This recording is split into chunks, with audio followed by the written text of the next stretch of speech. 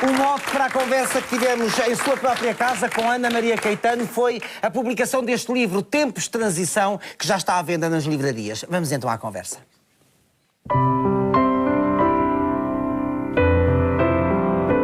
Ultimamente têm saído vários livros sobre o senhor seu pai, saiu agora mais um, Marcelo Caetano, Tempos de Transição. Os livros e a história têm sido justos para o senhor seu pai? Olha, eu acho que a história é muito difícil de fazer, mas foi muito interessante estas conferências sobre os tempos de transição, porque assim deu-se uma hipótese aos vencidos também falarem, porque a história faz-se muito pelos vencedores, não é? E a história está sempre a refazer e faz à medida de cada pessoa e à medida de cada ideia ideal, é sempre vista de maneiras muito diferentes. De maneira que desta vez ter havido esta hipótese dos vencidos também terem falado e terem posto as suas opiniões e terem posto os seus pontos de vista, acho que foi muito interessante e acho que devia-se sempre fazer assim. E sempre que lhe pedem para falar do senhor seu pai, do professor Marcelo Caetano, o que é que passa pelo seu coração? Olha, é sempre talvez uma honra, não é? É sempre uma honra. E é sempre um bocadinho em que estou mais com ele outra vez. E é bom estar com ele outra vez? É muito bom. Eu ultimamente tenho dito que tenho muitas saudades dele e saudades de o ter ao pé de mim, porque contrariamente ao que as pessoas dizem, que para mim, eu estou a falar para mim, não é?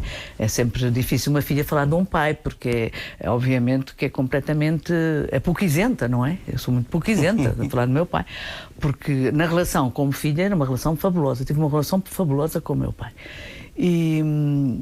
E portanto, dizem muito que ele era um homem fraco. E, eu penso que ele não era um homem fraco, para mim era um homem fortíssimo. E eu digo muitas vezes, agora parece-me com a idade bastante frágil, e que saudades que eu tinha de ter aquele homem forte ao pé de mim.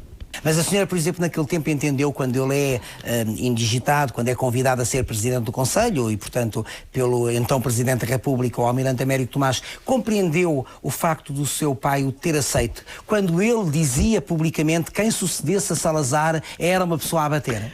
Não percebi nada e era completamente contra e disse-lhe, enfim, mas claro, é evidente que ele fazia a sua vida e eu faria a minha, não é? Cada um. Mas eu não estava nada de acordo, eu não gostava de política, não gostava de ver o meu pai ser criticado de um lado e do outro, fazia-me impressão, mas isso era um bocadinho, porem-nos o nosso pai em causa publicamente, era um bocado estranho, não é? Para mim. E eu não gostava muito da política, achava que a política tem muitos jogos, muitas histórias. O meu pai não era político, ainda por cima, eu acho que ele não era político, é isso. E era um brilhante professor, elogiado por todos os quadrantes, não é? Exatamente, quer dizer, bom, mas ele andou sempre ali. Sim, ele já tinha estado na política de outras formas, não é? Sim, foi ministro do Ultramar, foi ministro da Presidência. Ligado à Universidade Portuguesa também. Foi comissário da Universidade Portuguesa, teve sempre imensos cargos, foi sempre estando ali. Mas também era uma pessoa que também punha em causa o Salazar. Mas também, pronto, como um filho faz com o pai. As nossas... Como um Delfim faz com o pai, digamos assim, não é? Porque ele foi tido como Delfim de Salazar. Foi tido como Delfim, e eu acho que ele questionava o pai, questionava-se ele próprio também, e é assim que nós vamos evoluindo e que vamos... Mas o que eu não consigo entender é porque é que uma pessoa aceita um lugar destes quando sabe que é para abater? Eu também não posso perceber isso, ou é um sacrifício, mas sacrifício... Eu acho que o meu pai sentia imenso o dever para com a pátria. Hoje em dia a pátria, as pessoas já nem sabem, penso eu, o que é pátria. Não tem aquele... O meu pai não, gostava da sua pátria e queria muito pôr ao serviço do outro, também é uma coisa que, um valor em que nós sempre fomos muito educados, a sua inteligência, a sua capacidade intelectual. Porque isso, pronto, ninguém tem dúvidas. Sim, isso é inquestionável. Que ele tinha realmente uma capacidade intelectual que para nós filhos também era muito interessante, não é? Uma pessoa como brincávamos imenso, que sabia tudo, às vezes brincava com... Agora isto não sabe, de certeza. E ele lá mostrava que sabia ou que não sabia, claro. Por exemplo, quando eu fui fazer o meu curso de terapêutica da fala, ele disse, eu estudo contigo, vou-te ajudar a estudar, porque eu também sei medicina. E depois eu divertia-me imenso. E estudava? Estudava, não nos sentávamos ao lado um do outro a estudar, mas eu ao jantar, à mesa, ia ele contando o que estava a estudar e perguntava, então isto sabe? E ele às vezes não sabia, era ótimo para mim. Muitas vezes não sabia, claro, porque não era médico, não é? Mas era muito interessante essa parte toda, essa comunicação. Essa comunicação, já como diz, à mesa, ao jantar, as refeições, pelo menos o jantar era sagrado em família, não é? Almoço e jantar. Nós íamos almoçar a casa, Quer dizer, depois comecei a trabalhar, mais tarde comecei a não ir almoçar a casa. Mas durante muito tempo íamos almoçar sempre.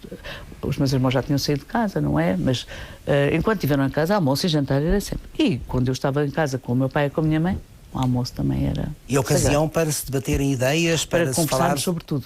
E isso não havia nenhum televisor ligado por perto, certamente? Não, alguma vez. Claro, não. Impossível. Não, isso não.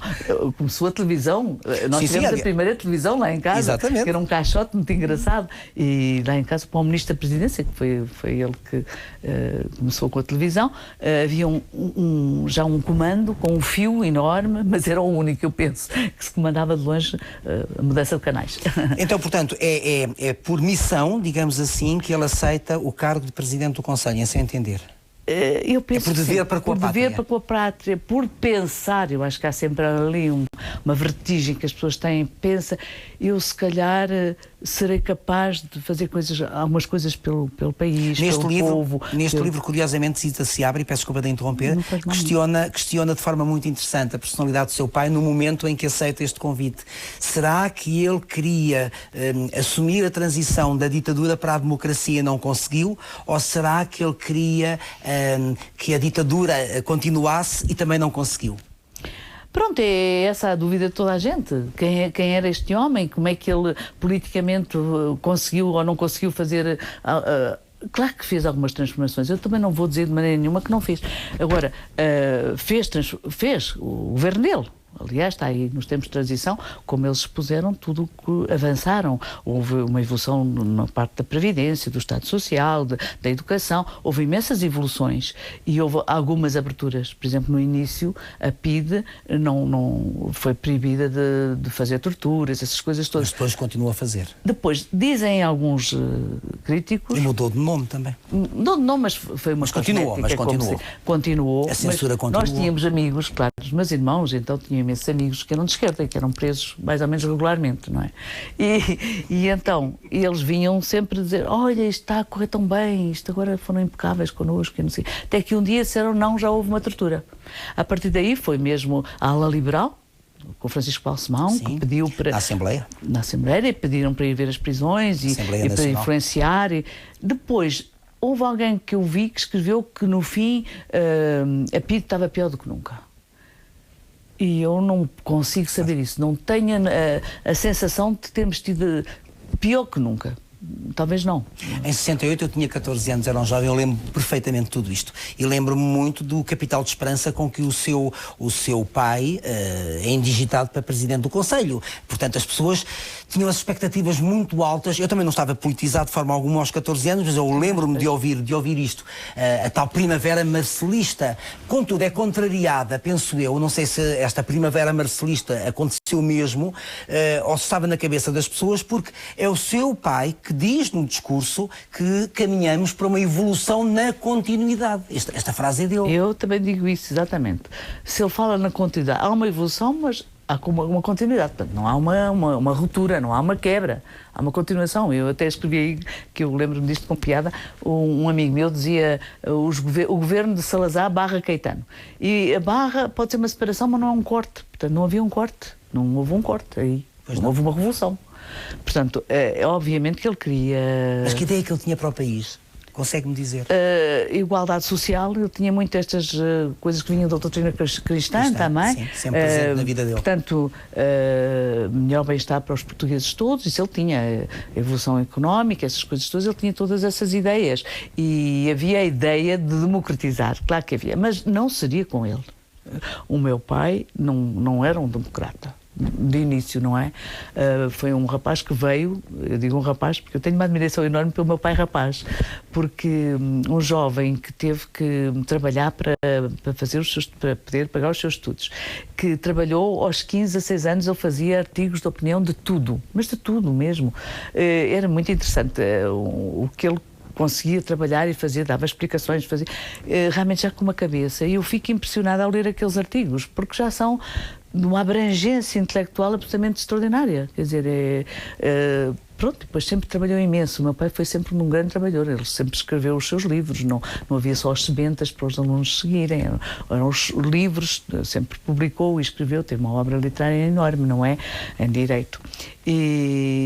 E, portanto, eu admiro este rapaz que foi capaz de lutar sempre na vida. E foi esse rapaz que viveu a República, a Primeira República. Com todas as convulsões da Primeira República, convulsões, que terminam justamente depois no Estado. E com pouca democracia, não é? Sim, pois. E viveram, lembro perfeitamente da minha mãe contar que estava em pé numa janela e houve uma bala e ela baixou-se de repente por qualquer razão e houve uma bala que entrou exatamente no sítio onde ela estava. Portanto, foi espantoso, não lhe acertou porque ela se baixou. Sim, coisas do destino, não é? E, portanto, eles desejavam imenso tranquilidade e uma estabilidade para poderem trabalhar. E cá está, o meu pai era um miúdo que queria trabalhar, não queria fazer muito na vida. E foi fazendo, sempre, mas precisava de uma certa estabilidade. Portanto, isso está sempre ali. Ele queria estabilidade para o país, ele queria realmente melhorar as condições sociais e económicas das pessoas. Isso tenho a certeza que era um desejo dele. E depois tinha a África, não é? Pois, que ele também teve... Estava a pensar nisso mesmo, não é? Ele teve uma ideia... Teve ele e possivelmente o grupo que o acompanhava, não é?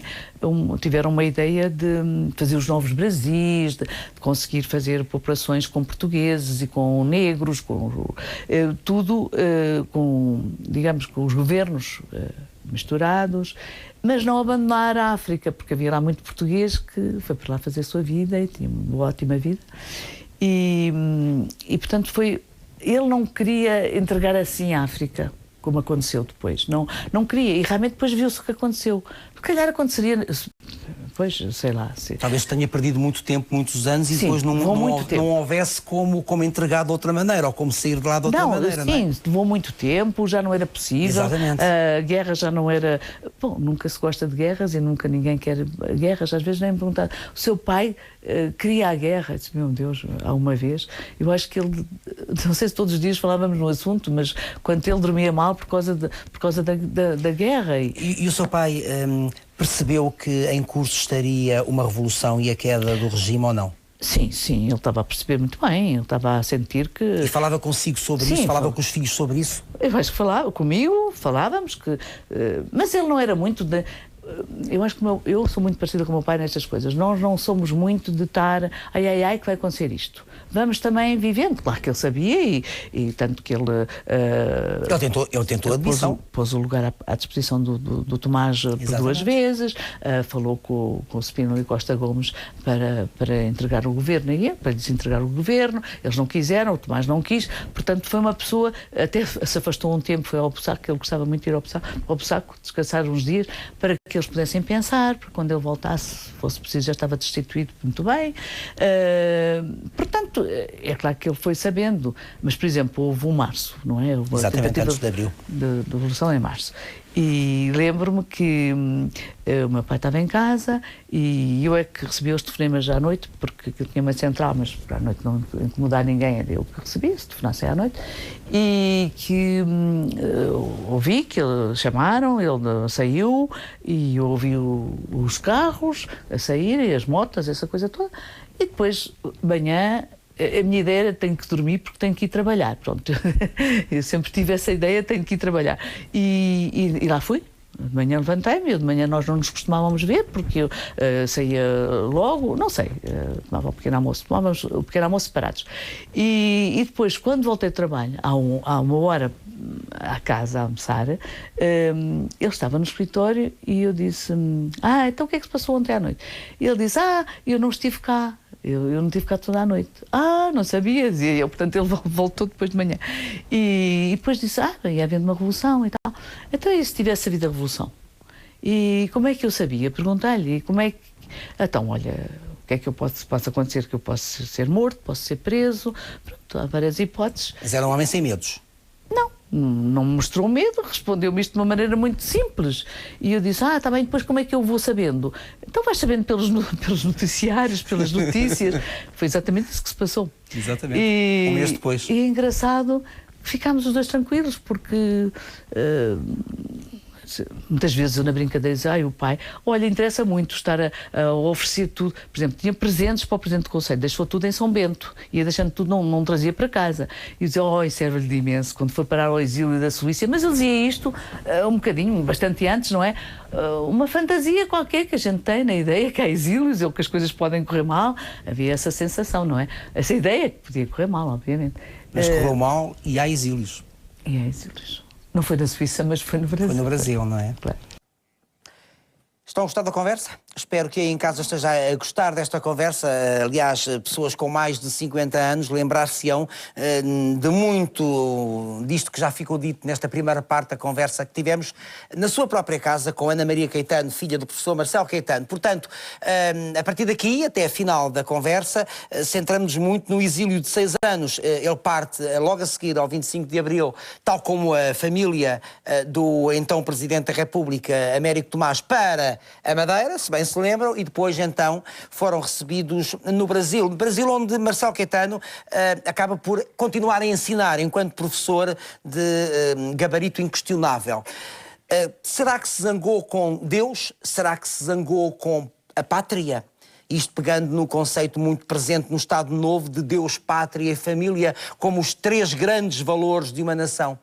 Será que morreu amargurado, angustiado, azedo? Ele mostrava uma certa violência verbal através das cartas que foi escrevendo para Portugal, para muitas pessoas que se correspondiam com Marcelo Caetano. Portanto, convido-a agora a escutar com atenção a segunda parte desta conversa. Como é que foram esses tempos vividos entre filha e pai? Olhe, curiosamente, como já temos falado, eu pude ficar em Portugal e ser muito bem tratada. Sim, foi sempre respeitada. Estava num serviço público onde não me sanearam. A maior parte das pessoas eram de esquerda, mas eram muito meus amigos, nós éramos muito amigos e trabalhávamos em conjunto com muito prazer e muita felicidade. Eu tinha um diretor do MDP-CDA com quem tinha uma relação fabulosa e eles próprios disseram, Ana Maria Caetano está aqui, é uma ótima técnica e, portanto, ninguém tem nada a dizer. E ninguém disse mais nada. Pronto, foi assim. E portanto, eu não fui saneada, fui protegida por essas pessoas todas de esquerda. Cheguei a ter um colega fantástico, tinha um consultório ao lado do Serviço de Estado e de vez em quando, no meio da tarde, ia a correr lá ao serviço para me ver, para dizer, estás bem? Está tudo a correr bem? Sente-se bem? Estou ótima, mas agora vá-se embora, que já chega, já fez a consulta toda, vá-se embora. Eu disse, não, ainda tenho coisas para fazer. Estão preocupados consigo. É fantástico, não é? É fantástico. 38 anos depois consegue perceber porque é que o país nunca a hostilizou, porque é que sempre a trataram com dignidade e até com simpatia? Foi, como nós já temos falado, não é? Realmente foi extraordinária. Eu acho que era uma reverência pelo meu pai muito grande, porque o homem da cultura nunca foi deitado abaixo. E, portanto, eu tive muitas ocasiões em que poderia ser hostilizada e deparava-me precisamente com o oposto. Como, por exemplo, fui fazer refazer o meu BI e fui com a minha governanta, que era uma mulher fantástica, a Sra. Maria Luísa Lamas Dom Oliveira. Eu tenho que sempre fazer esta homenagem a esta mulher, porque ela é extraordinária. Já faleceu essa senhora. Mas foi uma pessoa tão espantosa e ela foi comigo acompanhar-me e lá estava eu a dizer o meu nome e a filiação e quando acabei eu pensei, bem, agora vou ouvir qualquer coisa desagradável, porque enfim, estava sempre à espera, não é? E aconteceu que o senhor que estava no guichê disse-me, a Sra. Ana Maria foi terapeuta da minha filha, tenho a minha honra em estar aqui a recebê-la e vou já chamá-la. E passou-me à frente toda a gente. Isto é interessante, não é? Depois, sei lá, ia a sair para Paris com uma amiga de esquerda, mas que ia comigo, eu dava-me bem com essas pessoas, porque éramos colegas. E também o último controle era um polícia que me perguntou também o meu nome e ele estava com o dedo a ver a filiação, Marcelo. E eu digo, ai meu Deus, o que é que eu vou ouvir agora? E neste momento ele levanta-se e faz-me a continência e diz, tenho maior orgulho na pessoa do seu pai. É muito interessante, Isto é interessantíssimo, mas era o meu pai que tinha também bom nome, não político, não é? Portanto, as pessoas não misturavam o político com o professor. Sim, logo a seguir ao 25 de Abril, os tempos eram muito conturbados, portanto, as coisas podiam se misturar e realmente isso é muito interessante, é uma particularidade dos portugueses. É o povo português. Muito interessante. Por exemplo, designavam-me para comissões de trabalho, para resolver assuntos, tanto no Estado como no privado. E eu dizia, não me ponham agora, porque isto agora é difícil, não é bom nome eu ir aos ministros, não é? Pois eu digo-lhe que era recebida, fui aluno do seu pai, ou eu não concordava com ele politicamente, mas, portanto, os ministros e tudo eram todos alunos do meu pai.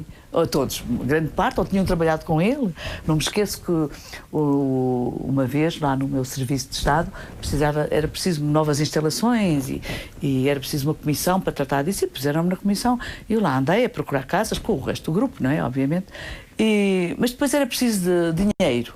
E eu estava ao pé da minha chefe, que trabalhava no mesmo gabinete, nós trabalhávamos a horas diferentes, mas tínhamos o mesmo gabinete, e eu disse, bem, eu vou telefonar aqui ao ministro João Salgueiro, que era ministro das Finanças, e ela ficou assim muito espantada, e eu liguei, e ele respondeu, está a ver o que era, a seguir ao 25 de Abril, e eu disse, João, precisávamos de um dinheiro aqui para o Centro de Saúde Mental Infantil, e eu disse, olha, que engraçado, estava a acabar o orçamento, diz quanto é que precisam, e eu disse, bem, ela ficou espantada, e depois era preciso um terreno da Câmara, e nessa altura era o Abcacis que estava na Câmara, também nosso amigo de infância. Repara o que era, nós estávamos muito também junto das pessoas que estavam a seguir como ministros. No exílio e até ao falecimento do senhor seu pai, ele, porque vamos pegar aqui em valores que tinham muito a ver com esses anos, Deus, pátria, família, os anos em que foi presidente do Conselho, os anos anteriores com Salazar,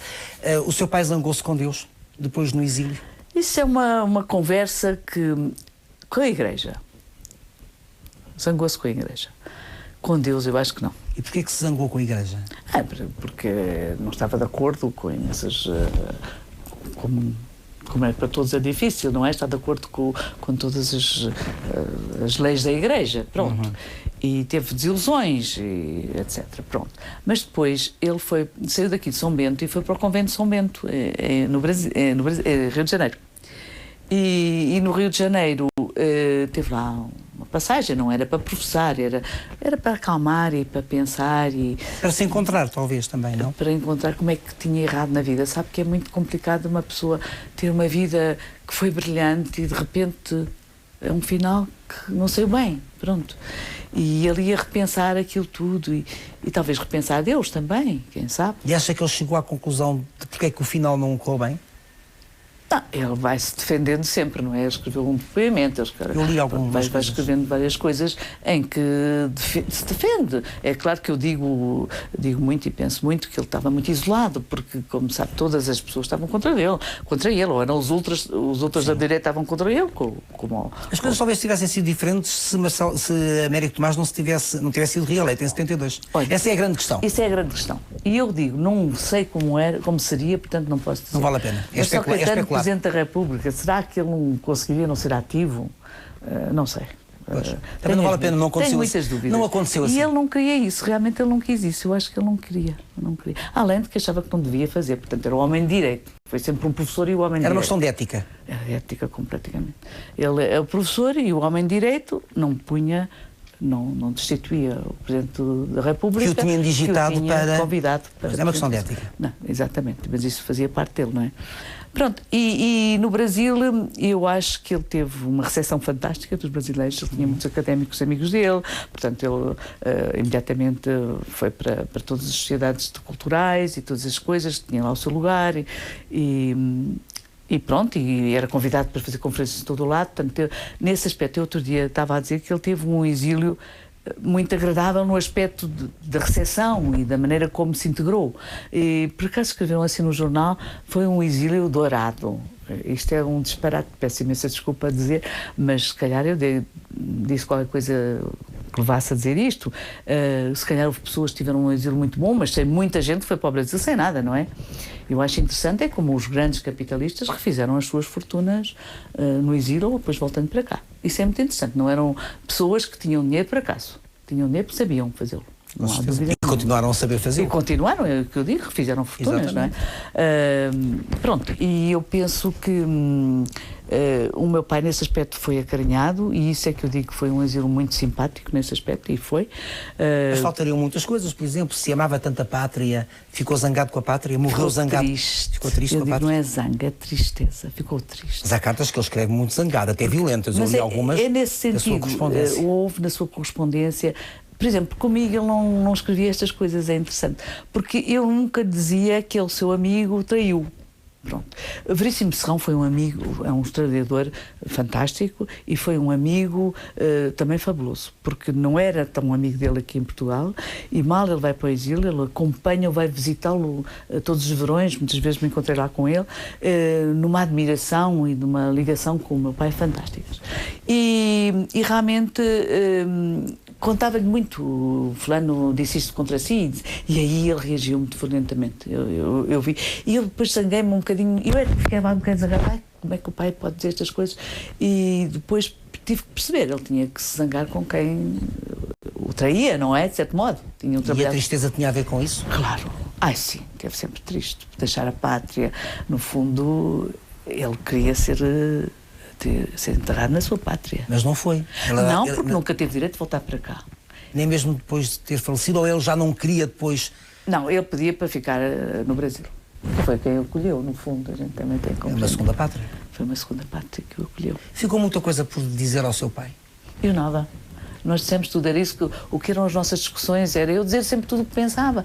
Discutíamos sobre a censura, eu achava que devia haver abertura, pronto, estas coisas. Ainda muito pouco politizado e muito pouco pensado. Eu hoje sei muito mais dessas coisas do que sabia na altura, mas gostava de discutir com ele, e ele aceitava desde que as nossas críticas, mesmo dos meus irmãos, fossem bem fundamentadas. O que é que tu estás a dizer e porquê? Por exemplo, eu ia defender qualquer coisa que sabia que se tinha corrido mal, um amigo, um colega, e ele dizia, mostra-me tudo, não me estejas a dizer só isso por paixão. Aquela minha amiga foi perseguida por isto ou por aquilo, eu quero saber tudo. E eu levava tudo e ele então aceitava. Mas entretanto zangávamos, porque ficava muito ofendida dele não me acreditar logo à primeira, por exemplo, isto era uma das brincadeiras. Mas havia outras coisas que a gente não estava de acordo e lá ralhávamos. Mas tivemos sempre uma convivência fabulosa. Mas efetivamente ficou alguma coisa por dizer? Nada, eu acho que foi isso, a nossa possibilidade de dizer tudo, mesmo por cartas. No exílio? No exílio. Nós escrevemos tudo o que é possível. Eu dizia-me, porque é que o pai está zangado com fulano? Não é preciso estar zangado com ele. Quem é o pai para poder julgar as outras pessoas? Não se pode julgar. Eu sei que as pessoas tinham tido ações que não eram agradáveis para com ele. Mas, e como eu dizia, se Jesus foi Jesus e foi atacado por tanta gente, o pai não poderá fazer nenhuma crítica. Terminamos como começámos. As saudades que me fala que tem do seu pai são saudades de quê? De saudades de ter o homem. Hoje eu sei sempre quando estou a fazer alguma coisa na vida o que é que o meu pai pensava. E agora de vez em quando eu digo, agora já não tenho a certeza se ele pensava que vou por este caminho ou vou por aquele. Queria o pé, queria aquela força que ele me dava, queria aquela. Eu vivia à sombra daquela árvore frondosa, que era uma proteção. Não é que ele nos deixasse ter nenhum privilégios aos filhos, não nos deixava nada, não nos deixava ter empregos à conta dele, nada. Nós tivemos de fazer as nossas carreiras por nós próprios. Agora que, não sei, o seu nome, de certo modo, nos apoiava e continuam a apoiar no 25 de Abril, que é após o 25 de Abril, que é extraordinário, não é? Portanto, é isto que eu hoje precisava outra vez de o ter ao pé. Porque eu hoje estou mais frágil também, não é? Muito obrigado, Sandra. Nada.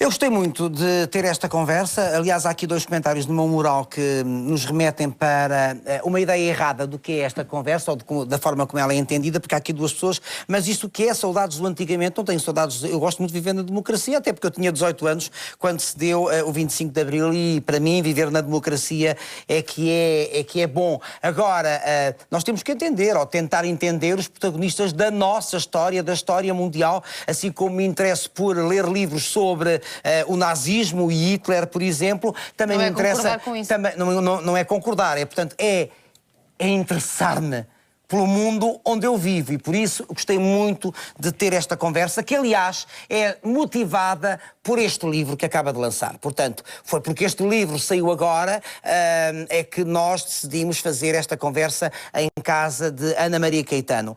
E realmente é um livro que eu aconselho, é uma editora, é da Porto Editora, é uma edição que tem a ver com muitas opiniões sobre estes últimos anos, antes do 25 de Abril, com a ação de Marcelo Caetano. Vai encontrar aqui depoimentos de pessoas que o conheceram, que foram alunos dele. Ainda hoje os seus livros de Direito são ferramentas essenciais nas faculdades de Direito do nosso país. Portanto, a sua pujança intelectual é inquestionável ainda hoje, a de Marcelo Caetano. E mais, vai encontrar aqui depoimentos de pessoas que são contra o professor Marcelo Caetano. Por exemplo, Zita Seabra é uma das pessoas que tem aqui um belíssimo testemunho. Eu acho que é uma ferramenta útil para entendermos o país que é nosso e por isso temos todo o gosto em oferecer a cada uma das senhoras aqui presente o livro Tempos de Transição, professor Marcelo Caetano. Então, nas várias mensagens que eu também tenho aqui no meu Facebook, há duas pessoas que o referem, mas vou falar da Soraya, porque a Soraya diz que foi aluna do Externato Grão Vasco entre 96 e 2001 e que saudades da senhora doutora e diretora Ana Maria Caetano, que foi a nossa mestra e um exemplo para todos nós. E refere aqui uma canção que era delas, que é Às ordens da nossa mestra, somos abelhas ativas, a trabalhar, porque é bom poder estudar. Era isso que diziam no externato e ficam aqui então os beijinhos. É muito bom o conhecimento, é muito bom informarmos-nos. Podemos não concordar, mas é bom saber quem foram aquelas pessoas, que país foi este, que país é este. Por isso há que ler. Não é só ver televisão.